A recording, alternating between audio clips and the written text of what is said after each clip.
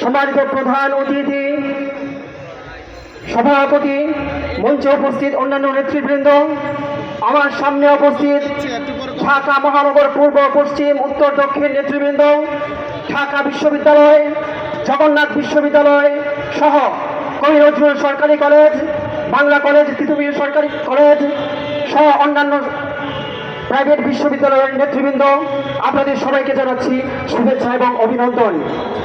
প্রিয় ভাইরা আমার, স্বাধীনতার 33 এবং 34 বছরের ইসলামী ছাত্র আন্দোলন বাংলাদেশের প্রতিষ্ঠার 33 এবং 34 বছরের পথ চলার এই সন্ধিক্ষণে দাঁড়িয়ে আমরা ঘোষণা করছি, যারা এই ক্ষমতায় গিয়েছে তারা কথা রাখেনি।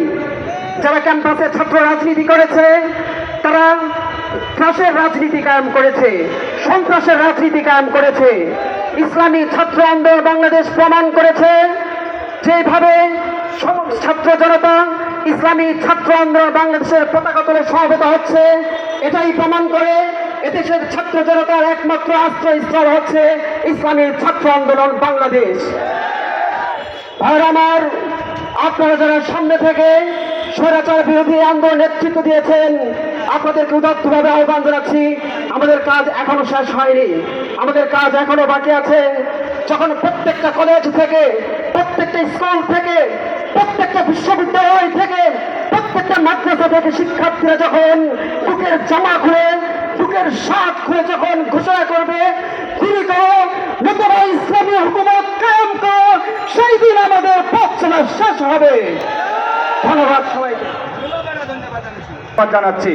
সংগ্রামী উপস্থিতি, আজকের এই ছাত্র সমাবেশে এ পর্যায়ে বক্তব্য নিয়ে আসছেন ইসলামী ছাত্র আন্দোলন বাংলাদেশের কেন্দ্রীয় মেডিকেল ও ইঞ্জিনিয়ারিং বিশ্ববিদ্যালয়ের সম্পাদক, মেধাবী ছাত্রনেতা মোহাম্মদ আল আমিন। বঙ্গবন্ধু শেখ মুজিবুর রহমান বিজ্ঞান ও প্রযুক্তি বিশ্ববিদ্যালয়ের মেধাবী ছাত্রনেতা মোহাম্মদ আল আমিন। আসসালামু আলাইকুম ওয়া রাহমাতুল্লাহি ওয়া বারাকাতুহু। ঐতিহাসিক শাহবাগে ইসলামী ছাত্র আন্দোলন বাংলাদেশ আয়োজিত ছাত্র সমাবেশে উপস্থিত ছাত্র ভাইদেরকে জুলাই গণবিপ্লবের পক্ষ থেকে সংগ্রামী শুভেচ্ছা অভিনন্দন। প্রিয় বন্ধুগণ, এখনো আমাদের ভাইদের শহীদের মিছিল শেষ হয়নি। গতকাল আমাদের এক ভাই শহীদি কাতারে সামিল হয়েছেন। হাজারো ভাই ও বোনরা হাসপাতালের বেডে কাতরাচ্ছেন, জীবনের সাথে পাঞ্জা লড়ছেন। এই মুহূর্তে আমরা দেখতে পাচ্ছি দেশকে স্থিতিশীল করার জায়গায় যেই সকল ছাত্র সংগঠন, ছাত্র সমাজের ভূমিকা রাখার কথা ছিল, তারা আজকে শহীদের রক্তের, তাজা রক্তের উপর রাজনীতির খেলা শুরু করেছে। আমরা মনে করি যে জুলাই গণহত্যার মাধ্যমে, জুলাই গণবিপ্লবের মাধ্যমে আমরা বাংলাদেশকে স্বাধীন করেছি, নতুন এক বাংলাদেশের অভ্যুদয় করেছি। সেই বাংলাদেশকে পূর্বের যারা রাজনীতি করেছে, ক্যাম্পাস দখল করেছে, লুটতরাজ করেছে, ক্যাম্পাসগুলোকে ছাত্রলীগের মতো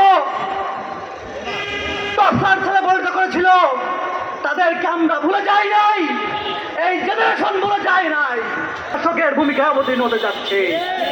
আমরা বলতে চাই ইসলামী আন্দোলন, ইসলামী ছাত্র আন্দোলন বাংলাদেশ দুর্বার আন্দোলন গড়ে তুলবে। ইনক্লুসিভ একটা রাষ্ট্র গঠন করতে চাই, যে রাষ্ট্র সবাইকে নিরাপত্তা দিবে, সাম্য, মানবিক মর্যাদা, অধিকার নিশ্চিত করবে ইনশাআল্লাহ।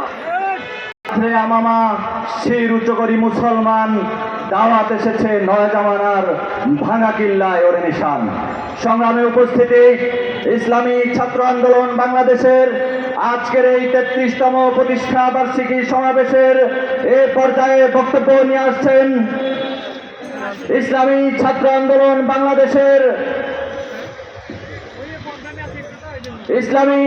আন্দোলন বাংলাদেশের কেন্দ্রীয় অর্থ কল্যাণ সম্পাদক হোসাইন ইবনে সরওয়ার।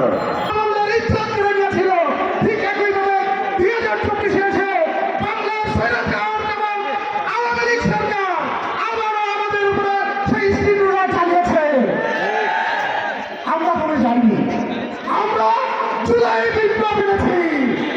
আমরা আবার যদি কোনো স্বৈরাচার ভাবুক বাড়াই, আবারও ইনশাআল্লাহ ইসলামী ছাত্র আন্দোলন বাংলাদেশ বাংলার আপামর ছাত্র জনতা আবারও বিপ্লব